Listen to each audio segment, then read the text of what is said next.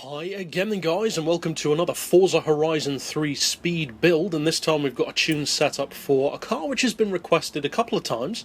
I wouldn't have expected it to be as requested as it is, to be honest. The Lamborghini Centenario, kind of like an Aventador with a party dress on, in effect, and it's even more powerful than the Aventador, 1557 horsepower in peak tune.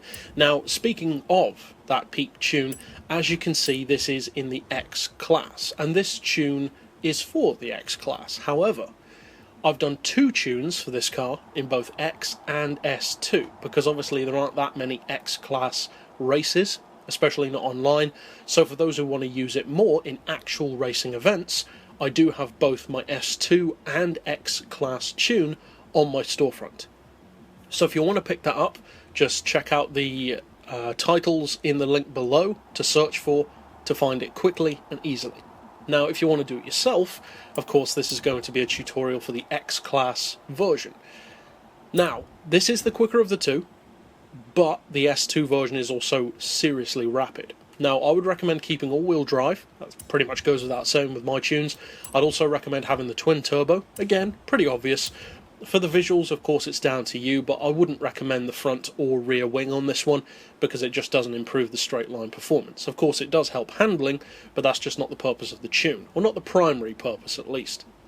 Now, as far as the rest, you guys know the drill. Just increase the power as much as you can, lower the weight as much as you can, and as a general rule, even for stuff like the gearbox, suspension, the diff, fit everything that has race in the title.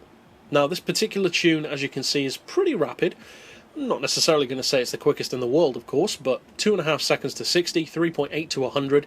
The 0 to 100 is actually more impressive, I'd say, than the 0 to 60, and the top end speed of 271 is not quite as quick as you might expect, to be honest. You may be able to get a little bit more out of it, but it doesn't seem to be an overly responsive car in that way, especially given that it's even more powerful than, say, the LP670 SV or the Aventador, but those cars are around the same kind of performance and sometimes even better, which is kind of surprising. Now, the performance isn't bad, of course, and to get that performance, these are the ratios that I've gone for. A final drive of 3.35, then individual gears of 3.9, 2.45, 1.81, 1.42, 1.15, 0.95 and 0.8. Then as far as alignment, we've gone for neutral, camber and toe. You can give it some if you want to, but it's not entirely necessarily a straight line. And 4 degrees of caster. As far as anti-roll, I've just rounded those off to 19 and 37. Springs to 96 and 127 with the lowest ride height. Dampers on 10, and that should be on 13, I'm not sure why it moved, and 5 and 6. Aero, of course, doesn't apply, and for the diff, as we often do, I've gone for 100% on acceleration, 0 for decel, but as I always say, feel free to mess around, of course. There are different settings which will work better for different people as far as handling goes, and for this particular car, we've gone for a centre split of 75% in favour of the back end, which is a little bit further back than I would typically have a car like this. I'd usually go for 70 to get that peak launch, but with this one I wanted a little bit more manoeuvrability at the higher speeds as well, and it definitely has that. It's a very good car through traffic. If anything, it's actually a little bit too good. The handling is very sharp. Now, as I said, there are both tunes on my storefront. This one does 271, and the other version does, I think it's 269. So it's not far behind, given that it is a less powerful tune. So, you can get those if you want, of course, or try out this one. And speaking of trying it out, let's take it out on the street.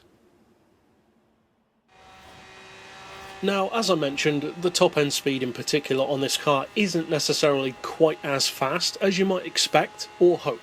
I would have expected maybe around 275, maybe even more, but at least around 273, 274 out of this thing. Maybe you can get it to do that. I'm sure there are some people somewhere who can. This tune, of course, as with all of my tunes, is not designed to be the fastest in the world. As I've said before, I don't agree with the whole fastest in the world thing anyway, because as soon as you make it and send it out to everyone, it's not the fastest anymore. But what this is a canvas for you to work from, to improve it if you want to try, and obviously with two different forms to work with, have varying uses in racing as well. So there are plenty more tunes like this to check out on the channel, but for now, as always, thanks for watching.